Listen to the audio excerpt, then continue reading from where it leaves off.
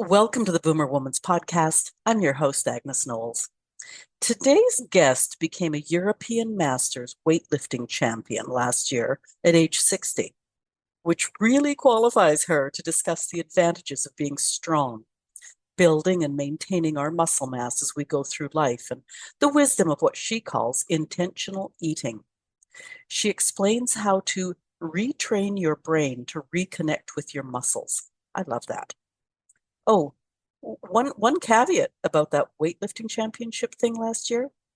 Kim was diagnosed with MS, multiple sclerosis, in 2013. Listen now.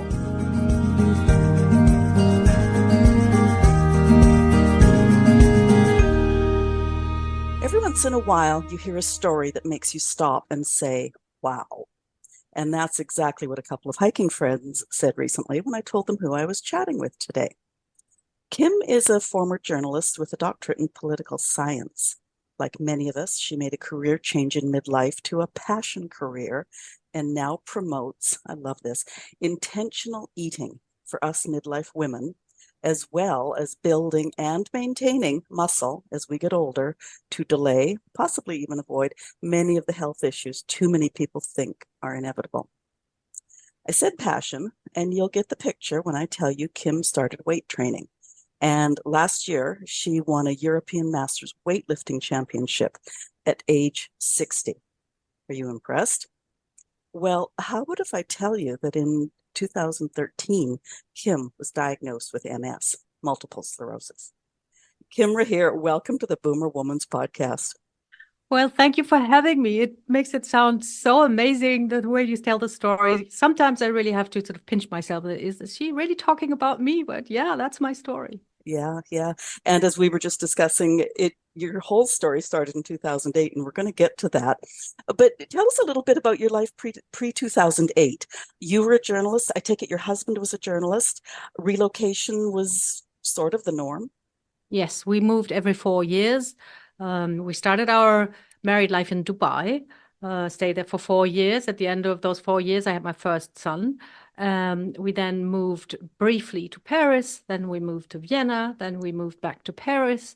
Then we moved to Berlin. So Paris was his headquarters. So we had to go there once in a while. And then we started and try to move around, to places that we found enjoyable. And over time, we had 3 kids.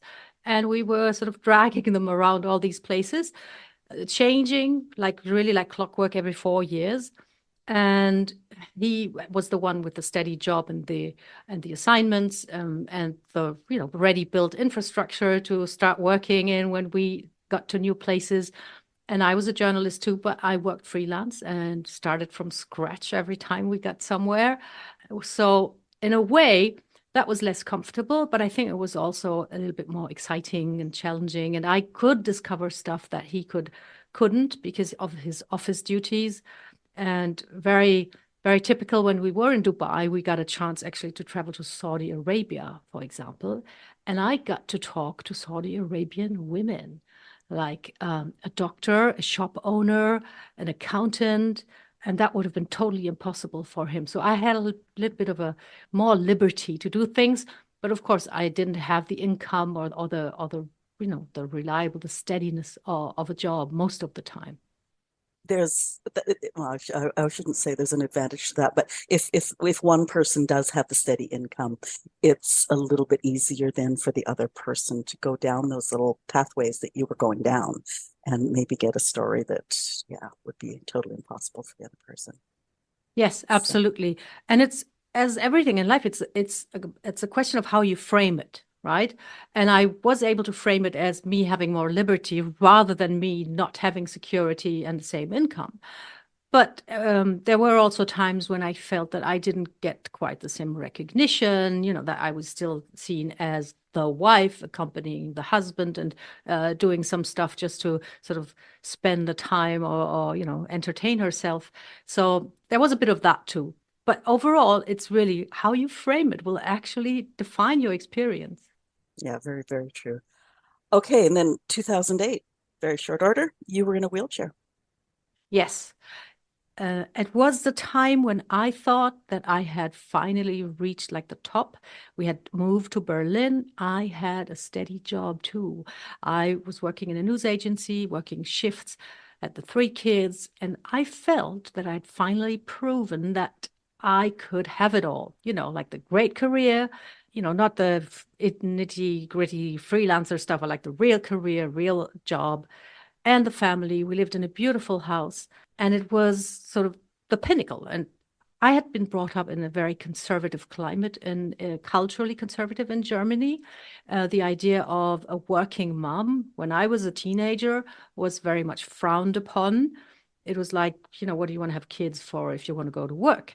And I had wanted to show that yes, you can have it all. And that's how I felt. And I think I might have been a little bit stressed out with the shift work and the kids and everything, but I didn't realize that until one day I was picking up my kids from school and I was seeing double, like literally double. And that was super scary because I was 45. You might have a niggle in your lower back or some little pains and aches and stuff, and you can, happily ignore and think, oh, that's going to go away. When you're seeing double, it's only one way. You have to go to the doctor, and they sent me to the hospital. And I spent 6 weeks there. And after 3 weeks, not only was I seeing double, but I had completely lost the use of my legs. It was like an ascending paralysis. The doctors were not sure what was going on because I had various symptoms. They have their little boxes where when, like seeing double, that's syndrome, whatever, Miller-Fisher. And, the leg paralysis, that's a Guillain-Barré. So they couldn't make up their mind. And it makes you wish for a diagnosis.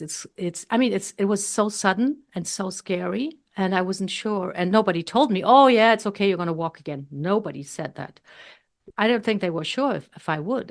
And you start wishing to, please tell me I have something. Tell me, anything. Just give me some explanation. But it wasn't after I had left the hospital that they finally said they thought it was a Guillain-Barré, which is a one-off. So it was super scary. And the time in the hospital is, it doesn't, I, I don't know how to say this. I can't imagine anybody getting out of hospital better than they went in. And I'm not talking about, the particular condition or injury or disease that you have and that they treat you for, but like your overall state, because you lose your humanity in hospital. You have no autonomy. You have no power at all. You don't decide when the lights turned on in your room. You don't decide when you go to sleep. You don't decide when you wake up. I couldn't walk. I couldn't decide when I wanted to go to the shower or to the toilet. So I felt like really totally like I lost my humanity or my dignity. And that's a scary and very, I'm not going to say traumatizing experience, but it's like a big shock, and it totally changes everything, your entire outlook on life. And it took me like 6 months. I came home in a wheelchair. Then I walked with crutches. Then I walked with one crutch. And then after 6 months, I was okay. I got treatment for 2 years after that, just to make sure that I kept getting better. And then after a while, I was told that this was over. This was done. I had a normal health like everybody else. This was not going to come back. And I was, so happy. I was so grateful. I called my husband and we cried on the phone, both of us, because it was like a second shot at life, right? And after a year, we moved again. And over the course of the next year, in November, December, I felt my left hand going numb. I knew from the sensation compared to what I had before that this was not good news. Went to the doctor again, and they said, this is a different animal. This is an attack of your immune system on the white matter in your nerves. And if that happens again, we're going to declare you an MS patient. I waited. I hoped that wouldn't come back. And it did come back like a year later. It was a super mild relapse. If I hadn't been doing a plow pose on the bedroom floor, I would not have noticed it, but there was a tingling in my spine and I knew it wasn't right. So we nipped it in the bud. You get an infusion right away. So, we controlled it, but The decision was there. You have MS and you're going to need lifelong treatment. Well, first of all, I can only imagine, or no, I can't even imagine, put it that way. Like, just as you were talking about being in hospital, I was thinking about especially the woman that you were right at that moment where you really felt that you were at the pinnacle, and then suddenly like having every decision stripped away from you and not being able to do anything about it. It's not like you could say, well, screw that, I'm going to have my shower now anyways. You were stuck, sort of thing. But the other thought that I had was, because I work a lot with our elderly and our frail elderly, is previous generations of women were used to being sort of just secondhand citizens, for lack of a better term. And so that sort of almost explains why they tolerate it, put up with it, expect it in hospital. I'm just, because, sorry, I deal with elderly people and I deal with people in hospital. And yeah, that really explains a lot. It's interesting. Just putting that process together in my head as you were Yes, speaking. I think there's something, and this is part of the things that I tell every woman I talk to. If you're in touch with the medical profession, they do their best, but they have time limits, pressure on them. You must advocate for yourself and you must ask all the questions. Ask until there's no question left. Don't think that they can decide for you everything that there is to decide. You get a say, but you have to raise your hand and say, I want to say something. Yeah, yeah. And I know in my own parents' generation, it was like, that's he's the doctor, because it was a he, and he's all knowing, all seeing. So they wouldn't question a single thing. So as much as I'm sure the medical profession hates Dr. Google, you can get a lot of information and at least go in somewhat educated when you're going in for something. Yes, absolutely. And when the doctor told me you need lifelong treatment, I started asking questions. He was just sort of writing the prescription and wanted to send me on my way. And I said, hang on a moment. Can we talk about this? The second relapse, it was so mild. Do I really need treatment? Isn't that a sign that I'm getting better? And if we start treating this, we will never know if I'm getting better or not. Or is it maybe the treatment that keeps me from relapsing? And he was not used to that. Definitely. But he played along up to a point. There was a point after, after close to an hour, I think he got a little bit impatient because he really was not used to that at all. I really fought and I think that goes back to the stay in hospital, the way, lifelong treatment, depending on medication, and the medication is injecting yourself 3 times a week. It's another way of giving your power away. And there was everything inside me said, no, no, no, I don't want this. I don't want to give my power away. But they scare you and they're not wrong. I'm not saying he was wrong. They are just trying, to rein in that disease that has a million faces. Anything could happen. And that's the scary part. You don't know where you're going with this. So they're just doing what the protocol says about trying to keep that disease in check. So at the end of the hour, I had to give in and I said, okay, I guess I'm going to have to do it. You just clarified something, I think. I was going to ask if, like right now we're talking about Kim and MS, but does MS manifest itself differently in different bodies? Absolutely. They really say it's a disease of, I don't know how many thousand faces or something. It's because it's your immune system sort of making errors and attacking, your own body tissues. And MS is the one where the nerve cells are attacked, but it could be, the nerves that control your motor system. For me, it was always more sensitive. Like I didn't have sensitivity because the sensitive nerves were attacked. But it can also touch your visual system. You could go blind, and it's really different for every single person, for every single patient of this disease. So where did you get to, or when did you get to the point where you said, I don't even know what you said, but you decided that intentional eating and weight training were going to be part of your life? What was that transition? So at the end of the talk with the doctor, I asked, can I exercise? Because I had been a gym goer and I liked working out. And I felt this need to get my physical strength back. It's still related to this feeling so powerless and so weak in hospital, and also in the situation with the doctor where he tells me what to do and I'm going to need to inject myself 3 times a week for the rest of my life. I asked him, can I exercise? And he was very non-committal, saying, yeah, but please be careful, which didn't mean anything at all. Like, is it a yes or is it a no? And because doctors, they don't have much training or education when it comes to exercise. And I think he felt that, yeah, exercise, everybody says it's okay, but who knows what she's going to do? I don't want to be responsible because I'm not sure. So he said, yeah, be careful. I was lucky because I talked to a nurse later who showed me how to inject myself. And she said, exercise is great because it makes your body fatigue resistant. And fatigue is a big thing in MS patients. And I took that as my green light. And I went to the gym. I armed myself with a book, one of the first books that said women should lift heavy.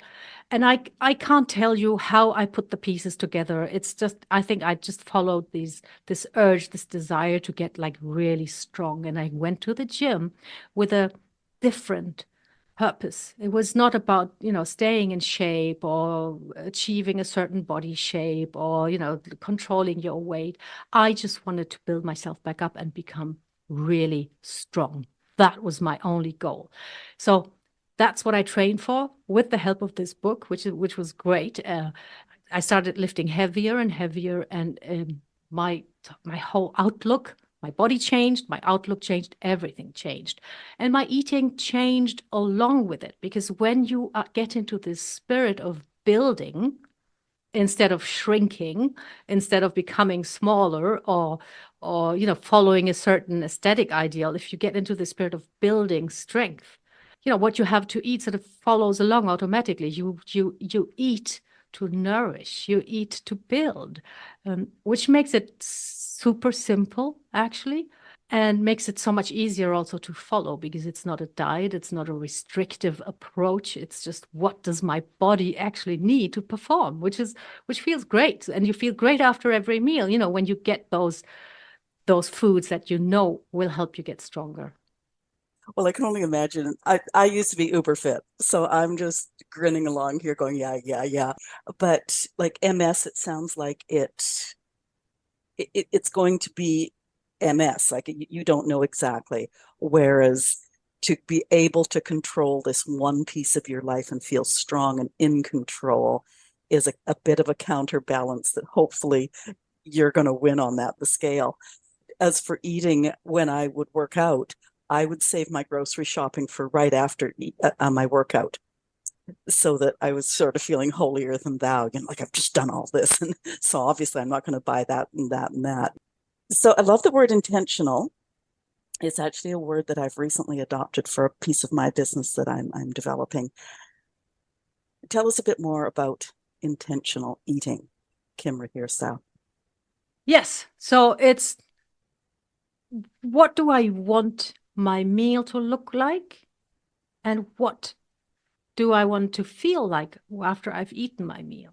So I do not go into the meal passively, like, let's see what's going to happen. And this is very important because we often eat in social connection, in social settings where we feel that, if my mother-in-law made this pie, then I better eat it or she will be unhappy.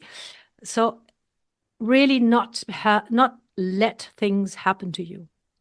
And it happens a lot with eating and letting things happen. That could also be just your brain being, you're tired, you're sad, you're stressed out. So your brain is going to say, give me sugar. This is also where you let stuff happen to you if you're not intentional.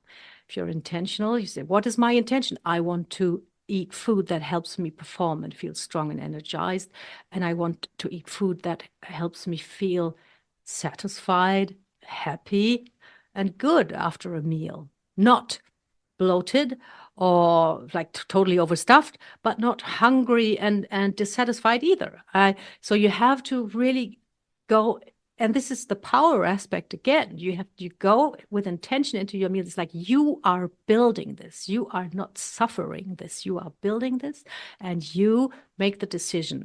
And you can even do so when you're in a restaurant or when you're invited. If you have something of a blueprint in your mind of what's best for you and your body, what works for you. You can be intentional in the choices that you make with things that are offered to you. So even when you're not the cook, you can be intentional with your eating. Well, I found also that my lifestyle was so healthy that, as you say, the social side of it, or even just an impulse of like, I am doing so well, I'm being so good about everything. What the heck? I haven't had, whether it's a piece of pie or nachos or whatever, I haven't had them for months. So I'm going to splurge. And I would have something and I'd feel so bad. No, and I don't mean just, I'd feel awful. Like I'd feel sick. I'd feel just blah. And I remember that feeling of like, well, I guess I don't have to worry about those anymore. Yes. The choice was made for me because my body reacted so, I don't know, I was probably disappointed as well as a little bit angry that I put that into my face. I think that's another aspect also of intentional, because, when you have an episode like this and you think, was this worth it? Most of the time you're going to say no. But when you're being intentional, you make that decision beforehand. You ask yourself, is this going to be worth it? And if you are making a conscious decision and you say, okay, I don't know, it's Easter Sunday and I want to have a handful of chocolate eggs because it's going to sort of help me with the spirit of Easter or childhood memories, whatever it is, if it is a conscious choice that you make intentionally, and you ask yourself, do I really want this? And what do I want this food that I'm about to eat? What do I want it to do for me? And it doesn't always have to be, I want this food to build, super strong muscles and burn fat and do this and do that. If you are making an intentional, conscious choice and say, I just want this food to give me some comfort or some joy or, some childhood memory, whatever it is, and it's not something that is happening to you, but that you are choosing, it's fine. And you're going to feel much better afterwards. You're not going to feel like, you have sort of checked out. And then when you check back in again, the bag with the Easter eggs is gone or something. It's really, you are in charge. It's again about attention and about you making the decision. Yeah. I've known women on other programs, as I use air quotes, and the night before weigh-in, they're not eating a thing. And that sort of thing. Or I don't, just all the stigma behind weight and food. Whereas, as you say, you make one choice at a time, but you make the choice. Yes. And you don't just sort of worry about an outcome that you don't even know what that outcome is going to be. Like, are you going to be down that 1 pound that you seem to think matters so much, or, whatever the outcome is. Yeah, absolutely. And making choices is crucial. And what you said is like really the thing, one choice at a time. Because we cannot make choices today for tomorrow. It's what happens with every single diet that the woman goes on this planet, and preferably on the 1st of January. You have this 1st of January, this New Year's rush. Maybe you're even hungover from partying too hard, and now I'm going to make this choice. I'm going to, whatever, not eat sugar for 4 weeks. You cannot make a choice for the next 4 weeks in that situation. It's not possible because you do not know, where you are going to be. You have to focus on the next choice, just the next choice, and make that the best possible in the circumstances. And hopefully you'll agree with me when I say, like, even if you have that, instead of the 6 little baby Easter eggs, you have a 7th, you don't beat yourself up for it. It's like, okay, may have slipped a little bit there. Next choice will be better. You just Absolutely. This is actually one of the cornerstones of my approach, which I call clean slate 24/7. So it's actually a skill that you can learn where, you don't go, oh my God, I've eaten 7 Easter eggs, might as well now open a bag of nachos and then crack a bottle of wine open and whatever it is. You can wipe the slate clean. Thank you. You can wipe the slate clean at any point in time, even at 11 p.m. So I don't know, you've had a a bag of Haribos and you think before you go to bed, you need to just push it further because you have really screwed your day anyway. And then, no, you can stop at 11, say, I'm going to have a glass of water, I'm going to go to bed. And when you develop that skill, that's so powerful because you don't beat yourself up. You don't live in the past. And even if the past is like the choice that you made 2 hours ago, you just brush it off. And next choice. Next choice is going to be a good one. And forgive yourself. For heaven's sake, forgive yourself. And don't go into, don't make this into a character trait, a personality trait where, oh my God, I am so undisciplined. Oh my God, I can't control myself. Just, assume, like own up to that choice. I made that choice, but now I'm going to make a different one. And that's it. There's, nothing else going on. There's no ethical process there of being good or bad or, like judging what you've done. No, you've made this choice. Right now you feel that maybe it wasn't the best choice you could have made in the moment. So let's make the next one just a little bit better. As you're saying that, I was thinking, I wonder how many healthy lifestyles have been lost because somebody made that judgment not about what they've just eaten, but they apply it to their whole being of I am useless. I obviously can't do this. I can't even I can't even turn down nachos. So what's the point of trying? Because I just can't do it.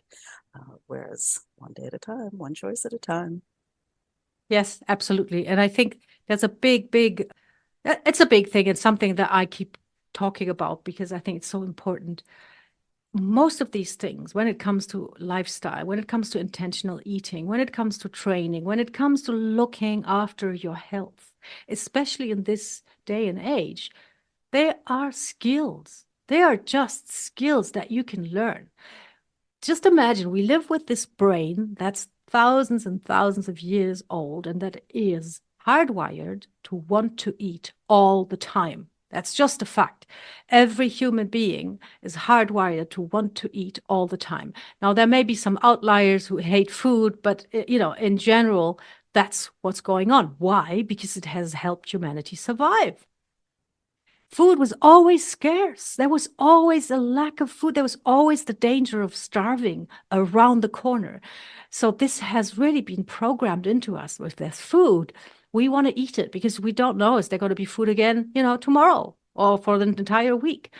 Now, with this brain that we all have, we live in an environment where food is offered and pushed on us 24/7. How are we going to deal with this? So if you see a donut, you want to eat the donut. And it's not because you're a bad person. It's not because you have no self-discipline. It's simply because you're human. What you need to do is develop the skill to deal with this, hardwiring that we have and learn to interpret the signals that come from your brain that tell you need to eat this, and you taking the time to step back and say, hang on a second, brain. Do I really need to eat this now? How am I feeling? Am I hungry? Am I maybe tired? Am I maybe sad? And it's a skill. You can learn it, and then you can deal with this 24/7 onslaught of food that we have these days. I want to touch briefly on weight. And the story that I will preface this with is a coworker many years ago when I was uber fit and teaching. A coworker came and said, well, what should I do? I'm trying to, like lose a bit of weight or something. So I said, well, try this, try this, try this. And 3 weeks later, she comes to me and she said, well, that didn't work. And I went, oh. She said, I haven't lost a pound.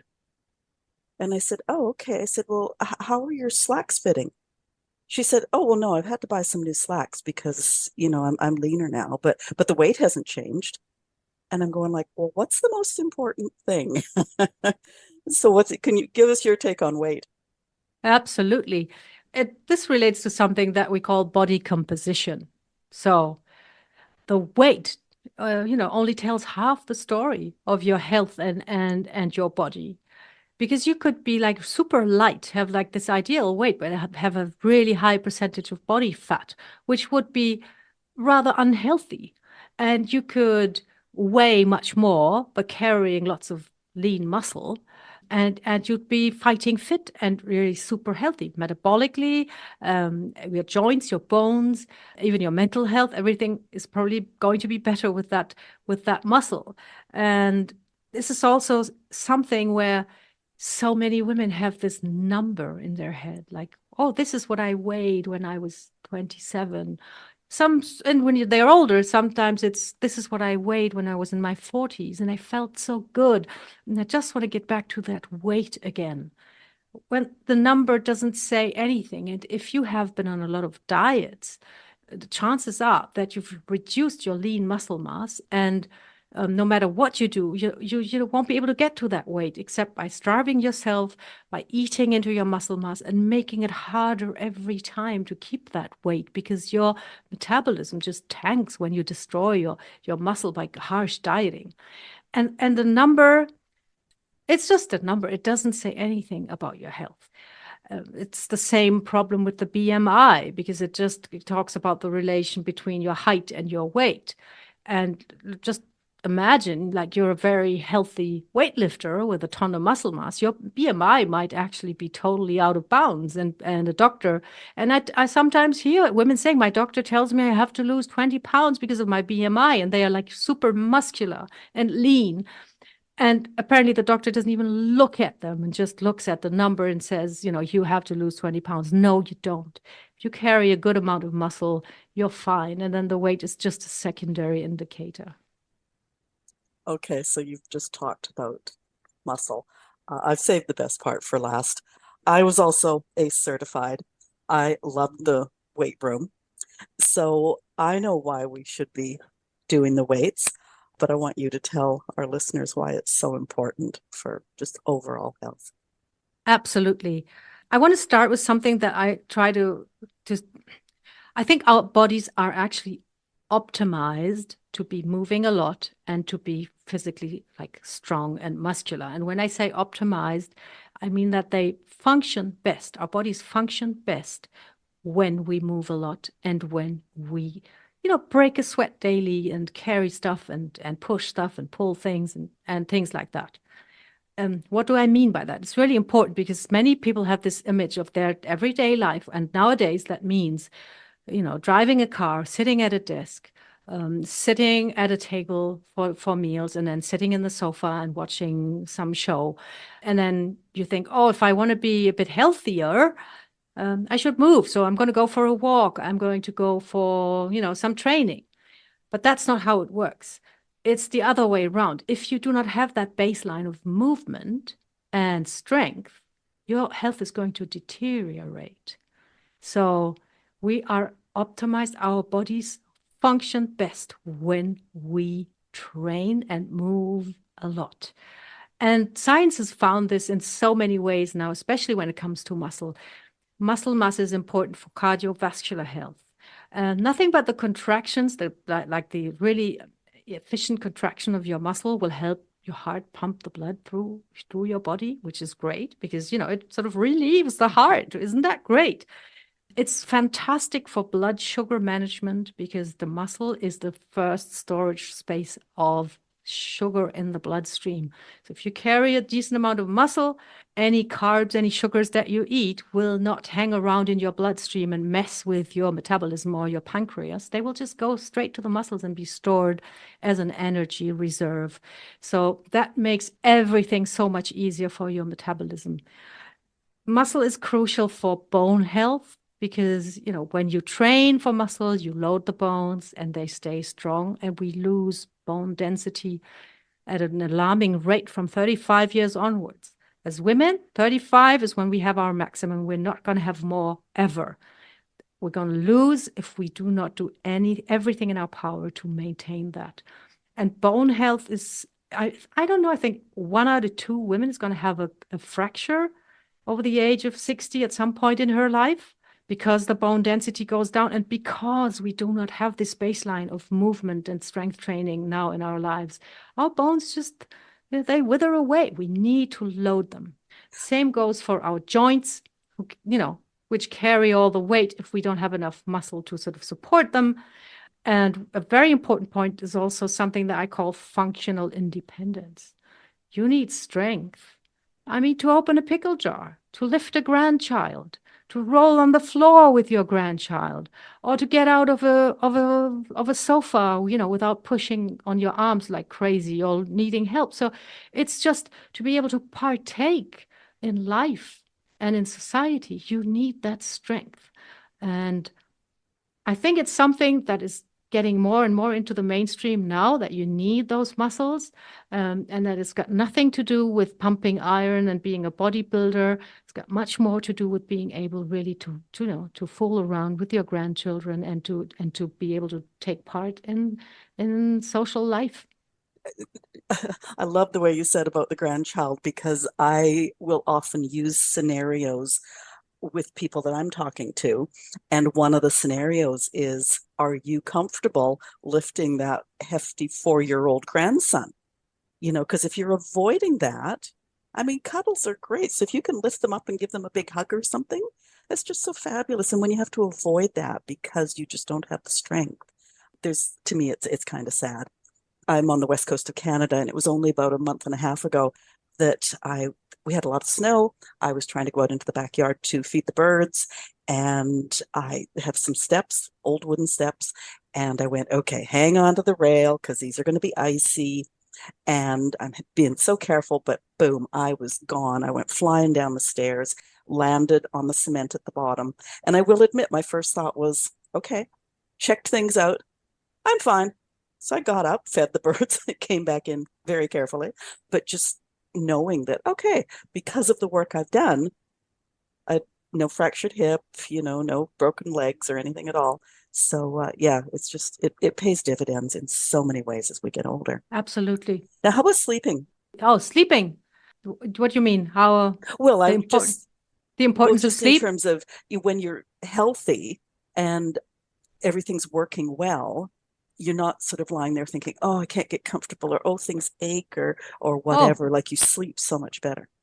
absolutely. And that's a pretty rapid effect when you start training. You will get this kind of, especially if you train in the morning because of circadian rhythm, you will get this healthy tiredness in the evening where you feel like your brain is sort of calming down, unwinding if you don't overstimulate it with stuff.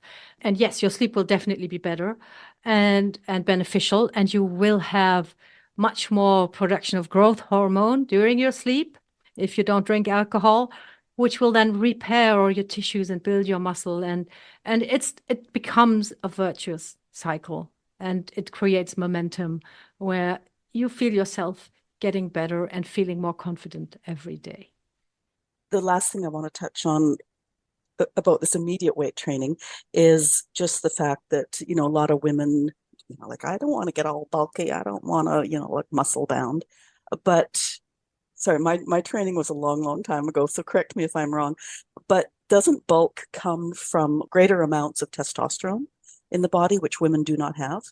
Absolutely. Absolutely. And even if you have the testosterone, like many men, go and watch them toiling away in the gym for years trying to build that bulk, and they're still not getting it. So, for a woman, what makes you think some outliers, genetic outliers in women, they probably will build muscle very quickly, but they're like, extremely few. Chances that this is you are as good as non-existent. And I sometimes I get a little bit sort of upset with this stereotype because it underestimates the hard work that goes into building muscle. I mean, like bulking, you're going to have to work hours and hours and hours in the gym, and you have to do that for weeks and for months and for years. It's not like, you look at a pink dumbbell from 2 yards and then it's going, the muscle is just going to cling to your body. And then I want to ask something else. Why? Why are you wondering when you think about muscle and strength? Why is your first concern the way you look? Why not think about how is this going to make you feel? Because even if you bulk up and you feel, like you're on top of the world and you can lift anything and you can stand your ground and you carry yourself confidently, would that not be like a really great reason to do this? Why do we first think about how is this going to make me look instead of how is this going to make me feel? Two thoughts come to mind is I first got into fitness immediately after having 3 children in 3 years. So, I was starting from a very unfit, shall we say, still carrying baby fat. And I remember a few key moments where I was trying to sort of prep to do something because I knew it was going to be difficult. And it was just like a piece of cake because now I was fit and strong. And those things are like, we all have those where were you when? It's burned into my memory, that feeling of almost elation of like, oh my God, I can't believe I just did that. Just crazy. But the other thought, you were talking about how you look and things like that. Muscle definition is a fabulous thing. And I mean, I'm trying to figure out how to phrase this here because it's sort of a sexist thing to say. But I said after I got my fitness training certificate and stuff like that, and I knew quite a bit about muscles, I said that the trouble with being at this stage and having these credentials is the fact that I will never look at a man's body again and say, oh, nice, sorry, this is really sexist. Oh, nice butt. It's like, oh, there's some definition in there. So to have definition is, I think, a beautiful thing. Yeah, I love that look. And it's not muscle that makes you look bulky. It's fat that makes you look bulky. That's just a fact. And I think muscular bulk is the last thing you need to worry about as a woman. Okay, so into a scenario here, many mid-aged women have slowed down. They've had some weight gain. They have some aches and pains. I was going to ask where they start to reconnect with their former strong selves, but I know a lot of women who my age who've never been really strong. Let's talk about them. Like, how do they begin this journey? Yes, it's totally possible. You can begin at any time. You could even begin when you're like 95 and you've never done anything. Your body will still react in the same way. But you do need a reconnection, and not, like you said, to your former strong self, but you need a reconnection between your brain and your muscles, because our body is very pragmatic and very ruthless. So if you don't push, pull, carry, lift, and this doesn't have to be in the gym. It's like in your everyday life. If you don't use those muscles, your brain is going to put them kind of offline. It's going to say, okay, the connection, sending that signal to the muscle to contract, and this connection, having it sort of ready to go, is energy costly. And if I'm not needing this, and I'm not needing this for years and sometimes decades, the brain's going to put that connection offline. So when you actually want to start doing something, you realize that your brain can't actually command your glutes, your butt muscles to contract. It's just lost. We call it gluteal amnesia. Now, the good news is it doesn't take long to wake that connection back up. And this is something that many people don't know. The expression of strength, like, muscle contraction, what you can lift, how strong you are, is to a very great part just the result of the quality of the connection between your brain and your muscle fibers and the quality of the signal that the brain sends to the muscles. So when you, for example, train to muscular failure, and you can't do the contraction anymore, like to let it be the bicep curl, and you cannot just curl the weight up anymore, it's not the muscle that's failing. It's the signal that doesn't get sent fast enough and cannot, it's the central nervous system tiring out, not being able to send that signal. So this is crucial. If you have never done anything, you want to gently awaken that connection. So don't go off and start doing HIIT training or try to do push-ups or whatever it is. You need a gentle reactivation and reconnection. And once you have put that in place, the sky's the limit. You can progress from there. But you want to lay that foundation of where your brain and your muscles are connected. You don't need to go to a gym for that. You can do that at home. You have to do a certain type of exercise to make that happen. It's very gentle, and you'll feel different.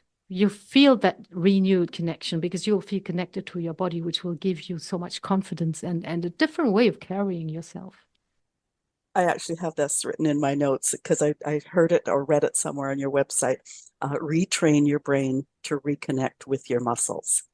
And so thank you for explaining that because it's an interesting concept that your brain's just going to sort of say, okay, that obviously that muscle doesn't exist anymore because they never use it.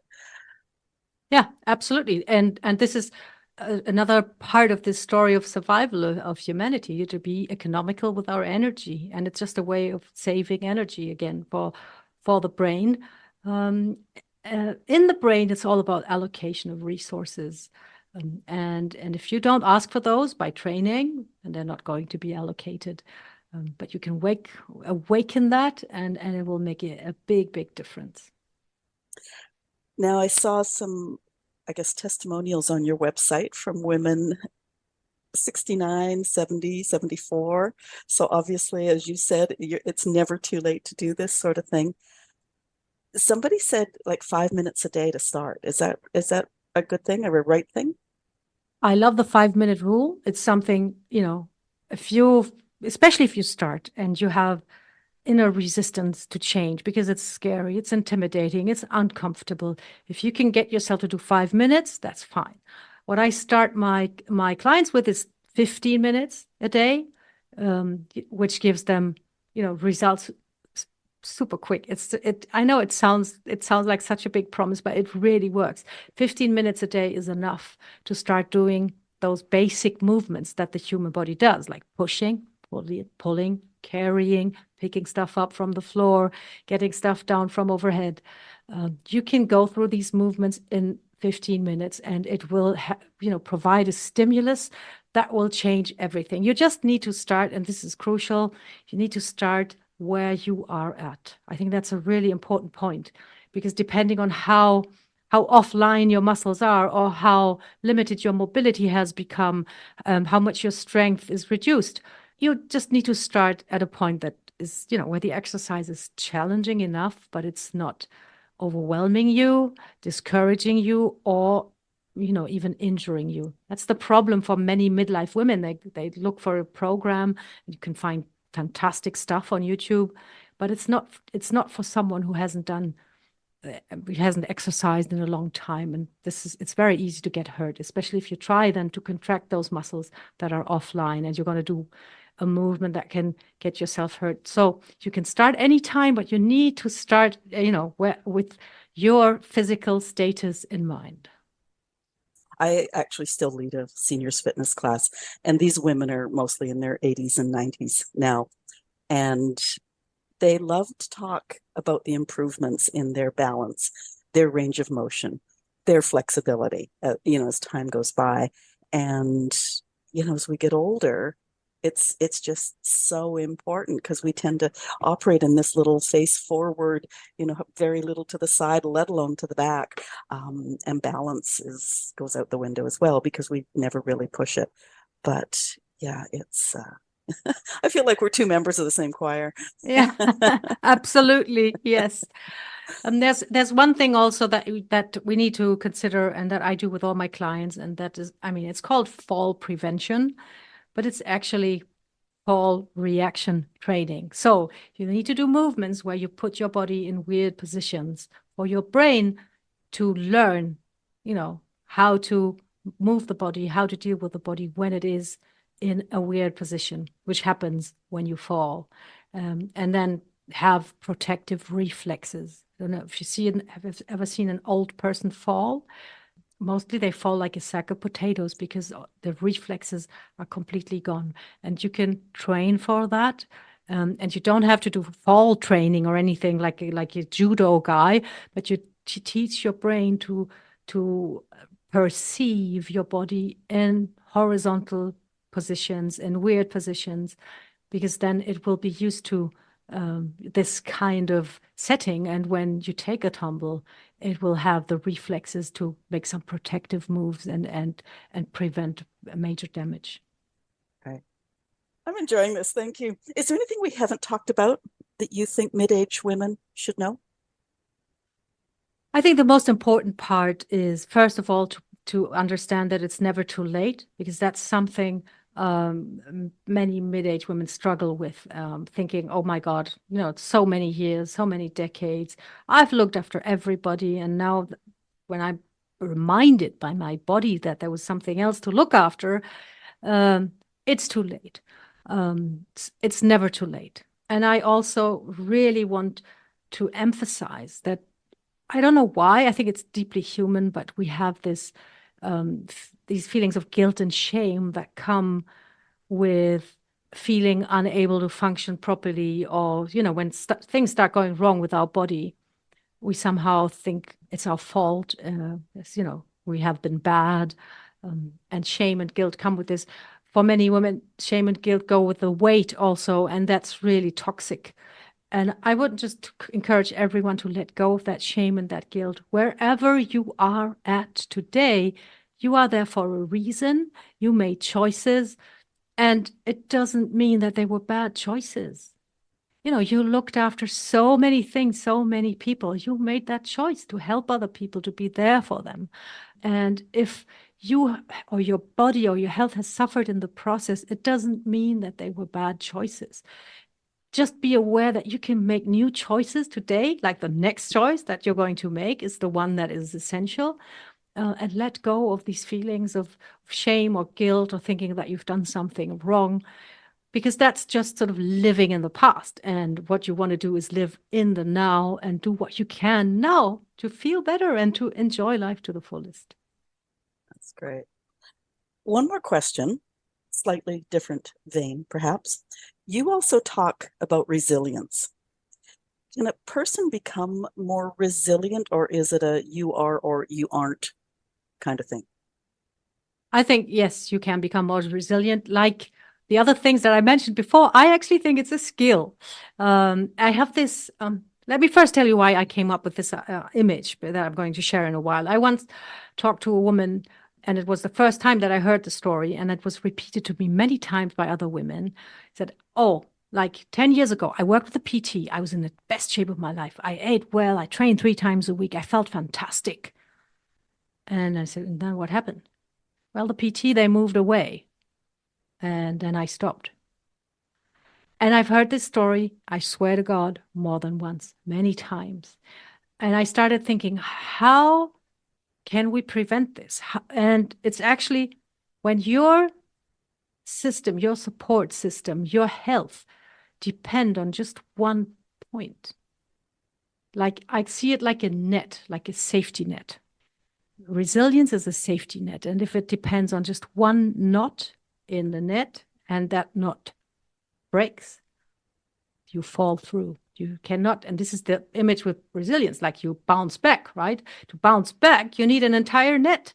So build more knots to have a big net of support. So if you're going to train in the gym, make sure you're not dependent on one PT. Maybe find yourself some gym buddies or do classes too. When it comes to food, do not rely on a particular eating style or I don't know, supermarket or one person to cook all the meals. We have many, many points of support. Build that net, that safety net for you. So when one knot breaks, all the other knots are there to catch you and help you bounce back so you can rebuild that broken knot and make your system whole again. It's a skill. You can learn it. And it's not that there's something wrong with you if you don't have that net, but you have to work on it and make it a reality. I love that analogy. That's great. I think I'll be using that one. Okay, so you actually have a business training and you do that by Zoom sometimes for the distance people. Is that correct? Yes, I work exclusively online with women. I think, I use a coaching app, and I think you actually have a better connection, a tighter connection, a closer connection online because you can be in touch 24/7. I mean, I do sleep, but my clients can message me anytime. They are never stuck. They always know exactly what to do next. And if they don't, they can ask me, and they're never alone. That's the beauty of online. When you work with a PT, you see them, when you can afford it, you work with them 3 times a week, but that's 3 hours, right? And all the other hours in the week, I think there's like then 165 more left, probably wrong number, but you get the gist. You're on your own. Whereas online, you get like real ongoing support, which is great. And the exercise sequences come in videos that you can follow. It really works pretty well. And also it enables me to work with women all over the world, which I love. Oh, that's great. Now, you also have a health and strength assessment. Can you tell us about that? Yes, that's on my website and it's actually free. So you can take that and find out, what is your status right now? This point where you're at, your starting point, the crucial information that you need. You don't need to know where you are. If you want to go from point A to point B, first, what's my point A? And on my website, which is kimrahir.com, you can take that free assessment. And it's not only about strength, like, can you do 5 push-ups, but it's like an holistic picture of your like physical and motivational status and where would be the best place for you to start or take steps. I really appreciate how you phrase that, because any starting point is only a starting point. It's not a judgment. Absolutely. And I think this is something we still need to learn, especially as women. Even a number on the scale, everything is just data. And data are there for us to interpret and then draw conclusions. And if we want a certain type of data as an outcome, we just rely on what we have now. Then we tweak, we change our approach, we do what we can to get the outcome that we want. But take all sort of moral, judgmental things out of this. It's just data. And that's, what I tell my clients about the weight also. Did they have a really stressful week or eat salty food? And well, the weight goes up. It doesn't mean that they messed up, doesn't mean that they've been bad. It's just data. And I think that's really a big shift that makes everything easier. I think you and I are sisters from another mother. This is so good. So kimrahir.com is your website, and you're on social too, aren't you? Yes, you can. I'm mostly on Facebook. I mean, I have an Instagram account, but on Facebook I share my weightlifting adventures, free trainings, lots of tips, lots of fun. I try to make it entertaining and useful. And you can follow me just with my name, Kim Rahir, and find out a bit more about what I'm up to. Oh, that's great. May I ask you a personal question before we close? Of course. Opera? Yes. I love opera. I must have seen oh my God, I can't remember how you call it in English. Like Figaro's Wedding? No, it's not called that. They're not Zede Figaro. It's a Mozart opera about Figaro. I've seen it, in a theater at least 6 times. Every time at the last scene, I sit there crying because the music transmits the beauty of forgiveness. I'm going to cry now because I love that so much. And I also take singing classes, full disclosure. And I've been taking singing classes for years and years. I just love opera. Now, opera is a really wide group of styles. Is there a specific type of opera that you love more than anything? Yeah, it's definitely Mozart. Anything by Mozart is going to take my fancy. And I don't know how such a young guy could express such a depth and variety of emotions in music. I mean, stuff he wouldn't even have experienced it normally, but it's all there. It's also funny, it's entertaining, it's beautiful.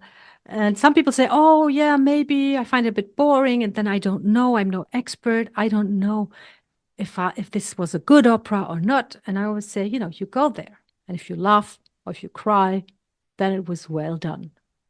Well, correct me if I'm wrong too, but so often, even when it's in another language, it is so expressive that you know what's going on. You know the emotion. And as you say, I don't know if you speak Italian or not, but to be crying at the end of it, just from the emotion of Yeah. what's going on.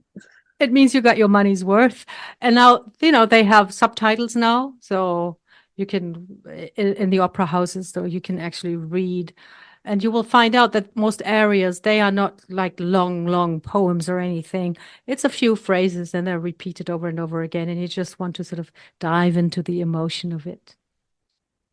I've got to say, I love the look on your face after I said emotion or opera. Okay, that's great.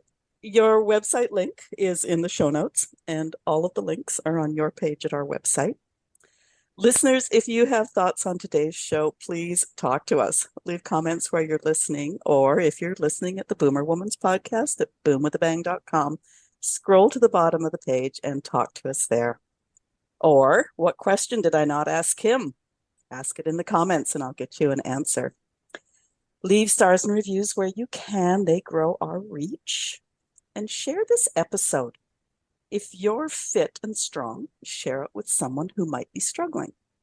If you're the one who's struggling, share it with a friend who can support you. We just talked about, or Kim just talked about her analogy of the net. You know, perhaps you can support each other so you age with strength and health. There's a bet out there, apparently, that the first person who will live to 150 is already alive. Maybe it'll be us. Kim Rahir, thank you for being my guest today and being so open about your own story and assuring us we can be strong and healthy into our elder years.